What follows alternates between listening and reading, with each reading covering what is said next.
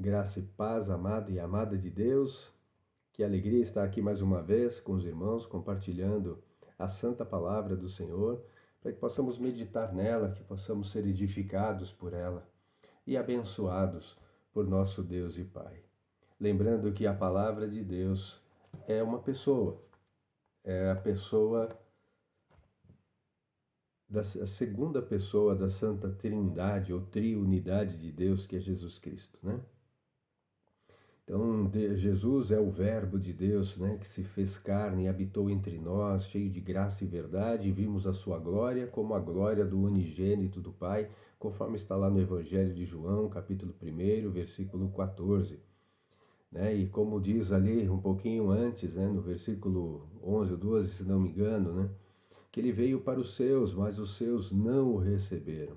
Mas a todos quanto o receberam, deu-lhes o poder de serem feitos filhos de Deus, os quais não nasceram da vontade da carne e do sangue, ou seja, da vontade do ser humano, mas nasceram da vontade de Deus. Amados, você é um nascido de novo? Você ressuscitou das trevas para a luz? Você nasceu da água e do Espírito? Porque é isso, amados. Nós temos duas naturezas. Uma natureza carnal. Essa natureza carnal não pode herdar o reino de Deus. Se nós tivermos uma única natureza, depois que morrermos, estamos condenados. Não tem perdão. Não importa o quão bom nós achemos que somos. Quantas obras boas fizemos, quantas esmolas demos, isso não tem importância nenhuma. Isso é só uma consequência daquele que é bom. Se alguém julga fazer isso para merecer o perdão de Deus, está se enganando. Isso é uma armadilha do inimigo que leva à destruição. Porque nós temos a graça de Deus. Deus nos abençoou, enviou o seu Filho para que o mundo fosse salvo por ele, pela fé. Porque Jesus Cristo veio ao mundo, venceu o pecado, venceu o mundo, venceu, portanto, a morte, ressuscitou e hoje intercede por nós à direita de Deus e é o único mediador entre o ser humano e, e o Senhor, conforme está lá na primeira carta de Paulo a Timóteo, capítulo 2, versículo 5. Então a palavra é muito clara. Nós dependemos da graça de Deus. E é por essa graça que nós temos a salvação. Agora, porque somos salvos, então nós somos transformados e santificados agora pela palavra de Deus. Já falamos sobre as evidências, né? As evidências da nossa salvação no nosso último devocional. Se você não assistiu, eu recomendo muitíssimo que você assista, até para que faça um autoexame, uma autorreflexão. E busque ao Senhor, porque até para isso nós dependemos dele. Nada podemos fazer de nós mesmos. Tudo vem de Deus, tudo é por meio dele e tudo é para ele, né? O Senhor Jesus, toda honra e toda glória para sempre. Então, amados, hoje nós vamos falar aqui um pouquinho sobre não se deixem enganar. De Deus não se zomba. Amados, esse versículo está lá na carta do apóstolo Paulo aos Gálatas, no capítulo 6, versículo 7. E ele tá num contexto onde o apóstolo Paulo fala sobre as obras da carne e os frutos do Espírito. Né? Então, eu também recomendo que vocês leiam, né, essa carta, especialmente o capítulo 5, que vai falar sobre as obras da carne e os frutos do Espírito. E aí, então, na sequência, o apóstolo Paulo faz ali algumas orientações, algumas exortações, e depois fala sobre isso, né? Porque aquilo que o homem semear, isso ele colherá, né? Isso ele ceifará. Nós não devemos zombar do Senhor. Amados, tem muitas pessoas hoje religiosas, né? E aí, de novo, eu vou dizer que pessoas religiosas não herdarão, não por serem religiosas, né? Eu digo, só o fato de ser não faz com que elas sejam salvas. pertencer a uma religião A, B ou C, não vai fazer com que elas sejam salvas por Deus, porque não é a religião que salva. Eu já disse isso algumas vezes, né? Religião é uma tentativa do homem se religar a Deus, mas Deus fez isso por sua graça, porque para nós era impossível. O homem tentou, né? Ele tem tentado ao longo de muito tempo, porque há uma necessidade do ser humano de se ligar a Deus. Por mais que ele é, não entenda, por mais que ele não tenha discernimento disto, ele sabe que ele necessita de Deus. E por isso há essa tentativa de criar religiões, rituais, sacrifícios, qualquer coisa que o faça sentir-se merecedor do perdão de Deus. Mas não há nada que possamos fazer, amados. Jesus já fez isso por nós e nele nós temos a vida. É pela fé em Cristo Jesus que nós recebemos o perdão de Deus. Nós somos remidos ou redimidos, né? Ou seja, fomos resgatados de um mundo, de um aprisionamento no pecado, para agora então sermos libertos em Cristo Jesus por sua verdade, né? Conhecereis a verdade e a verdade vos libertará. Então nós estaremos livres das amarras do pecado, nós teremos consciência do caminho de Deus e podemos agora, não apenas com esforço próprio, mas com a ajuda do Espírito Santo, andar nestes caminhos.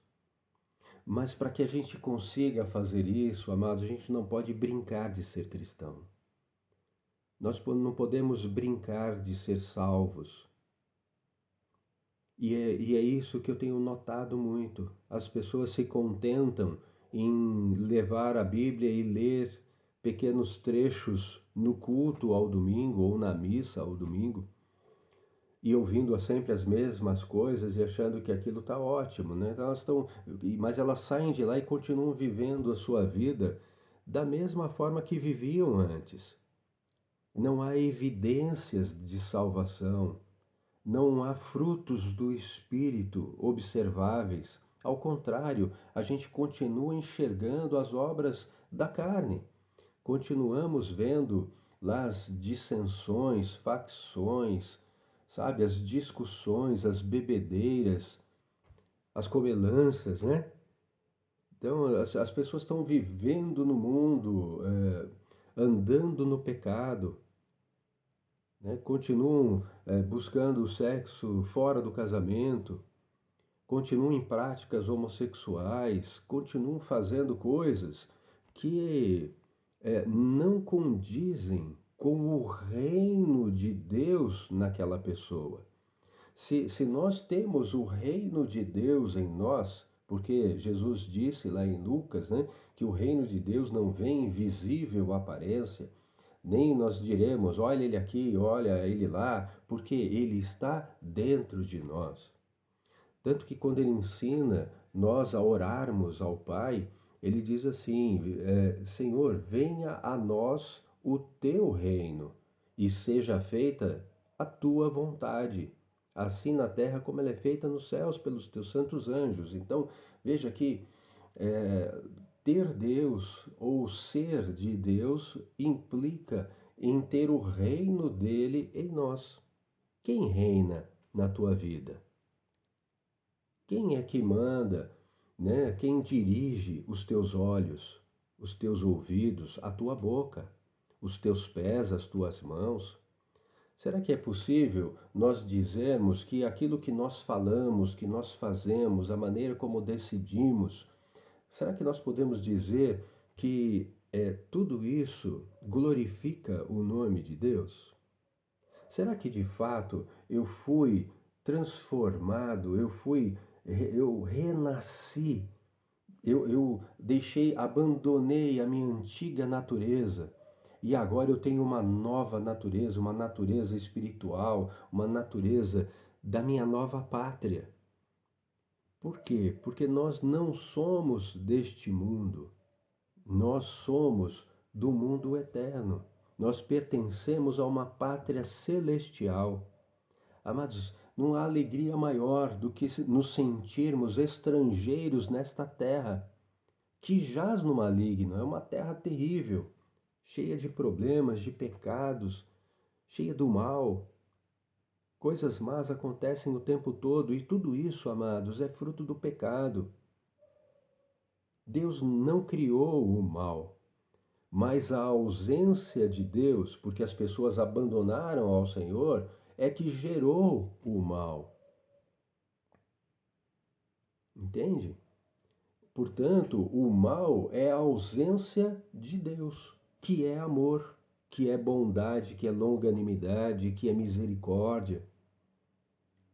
Ele quer nos perdoar, ele nos chama o tempo todo, ele nos convida para o perdão.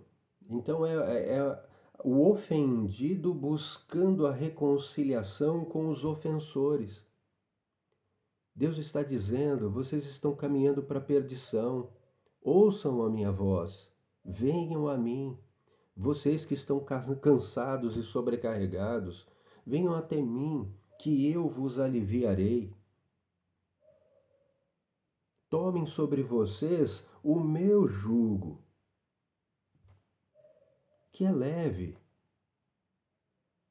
Aprendam de mim, porque eu sou manso e sou humilde de coração, e vocês encontrarão descanso para a vossa alma. Amados, Deus é amoroso, Ele não quer que ninguém se perca. E por isso, Ele veio a nós. Ele antes falou por meio, quer dizer, vamos ver o que está escrito nos versículos de 1 a 3, na carta de Hebreus, capítulo 1. Está falando ali de Jesus Cristo. Olha só, Hebreus capítulo 1 está dizendo assim: antigamente, Deus falou muitas vezes e de muitas maneiras aos pais pelos profetas, ou seja, aos antepassados pelos profetas. Mas nestes últimos dias nos falou pelo Filho, a quem constituiu herdeiro de todas as coisas e pelo qual também fez o universo.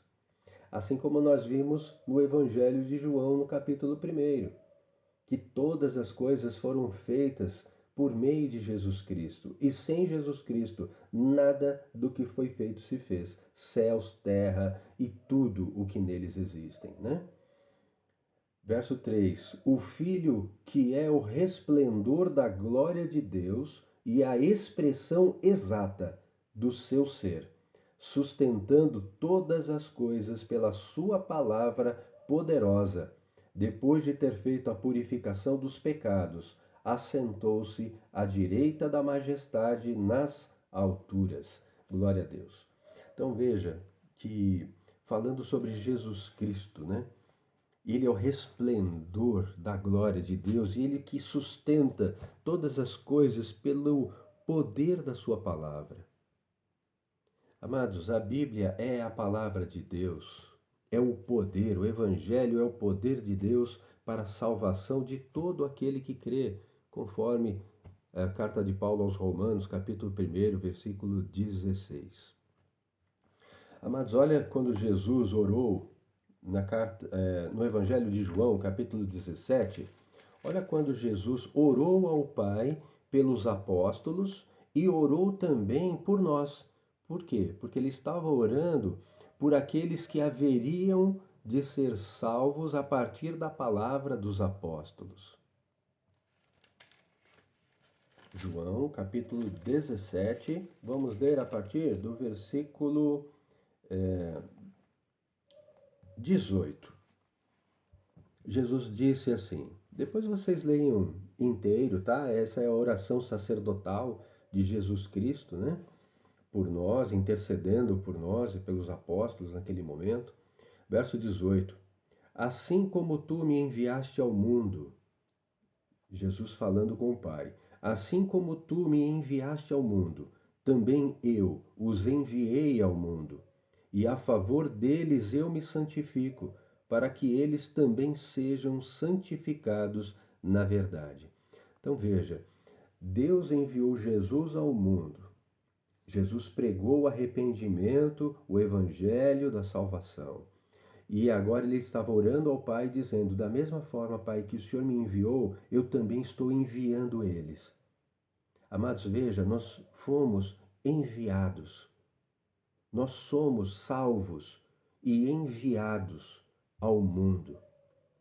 E da mesma maneira que Jesus se santificou a si, para que nós também fôssemos santificados por meio da palavra dele. Veja que no versículo 17 está escrito: santifica-os na verdade, a tua palavra é a verdade. Amados, a palavra de Deus, se nós a praticarmos e a obedecermos, nós andaremos em santificação, para que nós possamos então cumprir o chamado, a missão que o Senhor nos deu. Ele nos enviou. Lá no Evangelho de Mateus, capítulo 28, nos versículos, acho que é 19 e 20, se não me falha a memória, Jesus está dando essa ordem: ide, né? Vão e preguem o Evangelho a todas as nações, batizando-os, aliás, façam discípulos de todas as nações, batizando-os em nome do Pai, do Filho e do Espírito Santo, e ensinando-os a fazer tudo aquilo que eu vos tenho ordenado. E aí então ele nos dá uma segurança: e eis que estou com vocês todos os dias, até a consumação dos séculos. Então Jesus nos enviou, ele nos ensinou, ele nos capacita e ele nos envia para fazer a obra dele, é a obra redentora. Ele quer que o mundo seja salvo. Cristo criou um corpo aqui na terra, a sua igreja, que somos nós. Então, nós que nascemos de novo, então temos duas naturezas agora. Temos uma natureza carnal, porque somos humanos, e temos agora uma nova natureza, que é a natureza espiritual. E essa nova natureza é que nos dá a garantia da salvação e da vida eterna. Aqueles que nasceram da água e do Espírito. E se nós nascemos da água e do Espírito, nós estamos produzindo então frutos dignos de quem se arrependeu, que se converteu e está andando segundo a palavra de Deus. Amado, se você não sente essa nova natureza, ore ao Senhor, clame ao Senhor. Se você fizer isso, é porque isso é uma evidência de que você realmente já foi salvo. Se você não tiver esse desejo, você ainda não foi. Não se engane, de Deus não se zomba.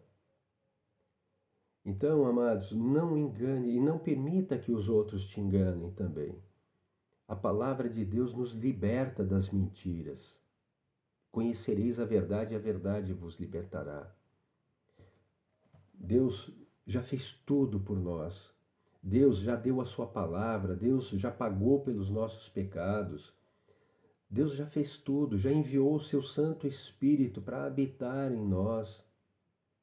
Nos deu o selo nessa nova natureza, amados. É o penhor, né? É a garantia da nossa salvação, é o selo de propriedade exclusiva de Deus, é o Espírito Santo em nós. Então, no primeiro momento, quando nós cremos em Jesus Cristo, e entenda, quando eu digo que creio, significa eu amo, eu respeito, eu obedeço, porque eu creio. Porque se eu não tiver fé em Jesus Cristo, eu não vou obedecer a sua palavra. Não se engane, se você diz que tem fé em Cristo, mas não segue a sua palavra, você está se enganando. Não faça isso, amado. Não deixe que o teu tempo termine e você perca a oportunidade da salvação. É importante que você declare publicamente que Jesus é Senhor da tua vida. e crer no teu coração, crer de todo o coração, que que Deus o ressuscitou dentre os mortos e que Ele intercede por você lá em cima.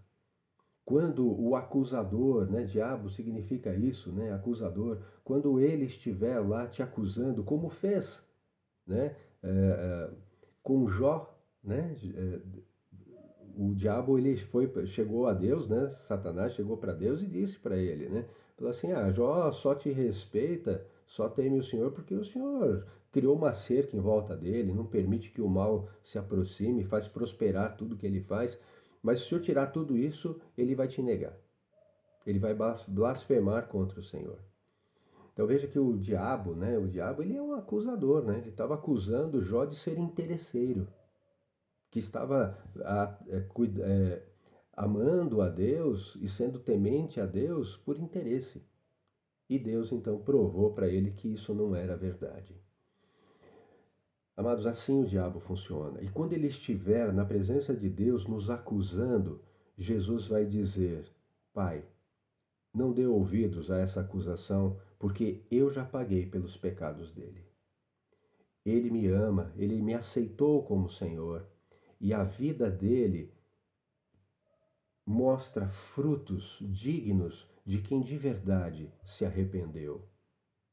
Porque foi para isso que eu fui ao mundo. Chamar aquele que estava perdido, chamar o pecador ao arrependimento. E o que é arrependimento, né?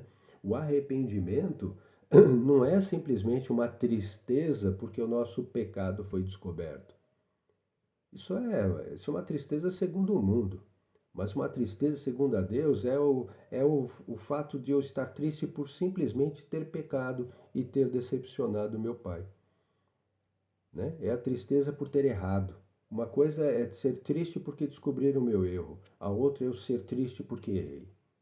Isso é um arrependimento. Agora, aquele outro erro, né? O erro por ter descoberto o meu pecado, vai fazer com que? Vai fazer com que eu pare de pecar? De jeito nenhum. Vai fazer com que eu cuide para que o próximo não seja descoberto.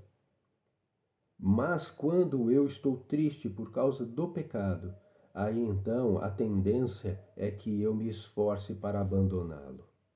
Na dependência de Deus, da misericórdia de Deus, do poder de Deus, abandonar o pecado. Amados, a palavra de Deus é maravilhosa. E continuando aqui, né, na oração de Jesus, então eu vou ler de novo a partir do verso 17, eu estou em João, capítulo 17, verso 17, santifica-os na verdade, a tua palavra é a verdade. Assim como tu me enviaste ao mundo, também eu os enviei ao mundo. E a favor deles eu me santifico, para que eles também sejam santificados na verdade. Não peço somente por estes apóstolos, mas também por aqueles que vierem a crer em mim por meio da palavra que eles falarem, a fim de que todos sejam um, e como tu, ó Pai, estás em mim e eu em ti, também eles estejam em nós, para que o mundo creia que tu me enviaste. Amados, olha que coisa maravilhosa, né? Jesus está orando ao Senhor, né? Pedindo para que nós sejamos santificados na palavra, mas ele está dizendo, olha, eu não estou orando só por esses apóstolos que estão aqui, Pai, mas por todos aqueles que vierem a crer em mim por meio da palavra que eles disserem. E o que os apóstolos fizeram, amados? Em todo o Novo Testamento, pregaram Jesus Cristo. Amados, o cristianismo tem como centro Jesus, Jesus Cristo. O Antigo Testamento profetizou, criou o meio para compreensão, deu a lei para servir de tutor até que Jesus viesse ao mundo. E aí então nós tivéssemos completo entendimento da sua obra. E aí então ele vem, e o Novo Testamento então revela coisas que no Antigo Testamento ainda estavam obscuras, mas agora podemos ver com clareza. Os apóstolos pregaram Jesus Cristo, não pregaram ninguém mais. Não disseram que outras pessoas intercederiam por nós junto a Deus. Não, ao contrário, disse Jesus é o nosso mediador. Jesus veio ao mundo para ter um relacionamento conosco. Ele rasgou o véu que fazia separação entre nós e Deus e nos deu um novo caminho, um acesso direto ao Pai em nome dele. Porque agora, com essa nova natureza, fomos feitos filhos de Deus, amados. Nós não somos mais criaturas, mas agora nós somos feitos filhos de Deus, fomos adotados, como está lá na carta de Paulo aos Efésios. E como filhos, temos acesso ao nosso Pai em nome de Jesus, porque é através dele, do sacrifício dele, que os nossos pecados foram pagos, foram perdoados. Não para que a gente continue pecando, porque se nós continuarmos no pecado, nós continuamos escravos do pecado e não houve transformação. Não há evidência da nova natureza espiritual. Amados, a gente vai continuar pecando. Eu já falei isso algumas vezes. Mas o pecado para nós tem que ser um acidente de percurso seguido de profundo arrependimento e abandono do pecado.